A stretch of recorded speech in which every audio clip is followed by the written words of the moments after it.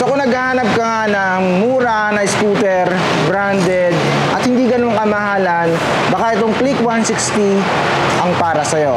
Tara, i-check natin yung specs nito at kung magkano ba ngayon, at balita ko nga may promo pa nga ito. Wow! Let's go!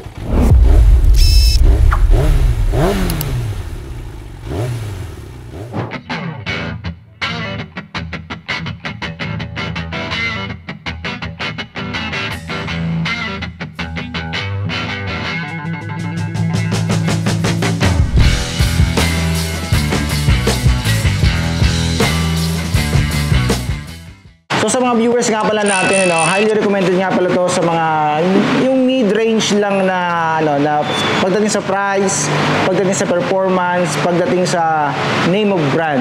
By the way nga, Honda yung brand na to. Hindi siya ganun kamahalan, not unlike yung mga high-end na mga scooter.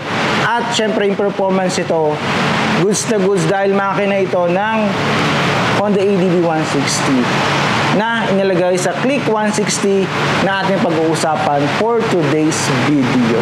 Siyempre bago lahat, yung riding stance muna natin sa Click 160. By the way, 5'8" nga pala yung height natin. So ito yung itong riding stance natin. Flat-footed tayo, medyo bend yung ating tuhod. Kaya ganito yung ating forma dahil medyo malapad yung upuan ng Click 160. So ito yung riding stance natin para sa reference ng ating mga viewers natin. So aside nga sa powerful na makina ng Click 160, papakita natin sa inyo yung notable na mga features ito. Meron tong park brake. So part ng security natin yan kapag matarik or pados-dos yung pinagparka natin, at least secure yung scooter. Aside from that, meron siyang idling stop. Yan. For tipid, syempre yan, para tipid yung konsumo ng gasolina. Pag yan ay naka-on, mamamatay yung makina. So, konting throttle lang, mabubuhay ulit yung makina. And aside from that, fully digital na rin yung dashboard dito. At ang kagandaan pa nito, of course, pag long ride, yung kanyang, meron siyang Type A na yung charger nito, no? Cable na lang ng Type A, USB. Pwede na yan dito. At napansin ko din na weatherproof. Meron siyang gasket kasi dito sa part na to. Yan, may gasket yan dyan. So pag nilak mo yan, so hindi na yan mababasa sa loob. Yan. And then meron siyang compartment dito para dun sa mga hindi masyadong importante na gamit na nilalagay mo. Yung kanyang seat compartment pwede na ma-access. Sa part na to, centralized na. At naka-smart key na rin to, wala nang susi. So bukod sa LED yung kanyang ilaw, harap, likod, signal light, LED all the way tayo. Pati yung park light niya, LED na rin.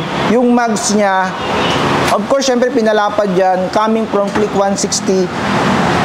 100 by 80 yung size ng kanyang gulong by 14 at colored na ng parang siya parang bronze, gold, something ganyan na matte yung kanyang color.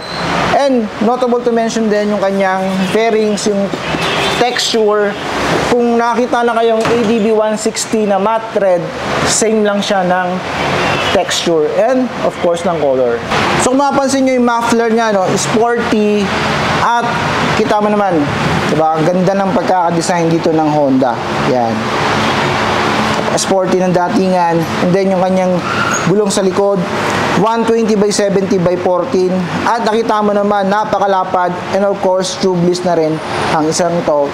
Iwas sa madaling maplat. So isa nga pala sa notable na features ito, yung kanyang combi brake. So ang isang to, kapag binirake mo yung likuran, may mechanism dyan na nag-brake ng bahagya yung harapan. Yan, makikita nyo gumagalaw yung part na yan. So yan yung combi brake. Estimated na 70-30 yung pressure. Of course, kung gusto mong fully gamitin yung harapan, meron ditong brake lever para dun sa harapan. Yan. So yung tail light niya, goods na rin, LED, yung signal light, LED na rin. So yung tail light niya, so ito yung sa part ng likuran ng Click 160. Ang napansin ko din yung kanyang shock dito, laki. Gusto kung meron kang backride. At ang isa nga palang ito ay equipped ng Enhanced Smart Power Plus. Dati kasi ESP lang. Ngayon, of course, in-enhance pa nila yung enhanced na. So, nilagyan nila ng plus. Technology ito ng Honda kung saan nagpapatipid ng konsumo ng gas. Of course, hindi scooter ang scooter dito sa Pilipinas kung walang yan, gulay board. Of course, kung may pamimili ka, merong hook dito kung saan pwede mong sampay dyan yung mga pinamili mong karne. At napansin mo lang, hindi mga ganong kalakihan, pero it serve the purpose na meron kang gulay board. Kung meron kang pamimili na hindi naman ganong karamihan, pero pwede mo ilagay dito. Of course, aside dun sa may U-box nito, accessible na masyado rito sa gulay board. So ito na yung sinasabi natin na malaki yung discount, no? Meron tayong 4,000 na discount. Ang cash price nito ay 125,300, 4,000 na less. And then kung mag-down ka ng 13,000, so may 4,000 na less, 9,000 na lang. Good news yan sa inyo, no? Pero hanggang June 30 lang ito, yung promo na to, hindi natin alam, baka lakihan pa nila ng discount or ibalik nila sa regular na pricing yung Click 160 na to. So ano pa inaantay natin? Yung link nasa baba, inquire kayo para sa 4,000 na discount na ito ng Click 160. At yun na nga, kung nagustuhan mo yung content for today, consider to subscribe and hit that notification bell para notify ka sa mga future uploads natin. Yun lang, see you on the next video.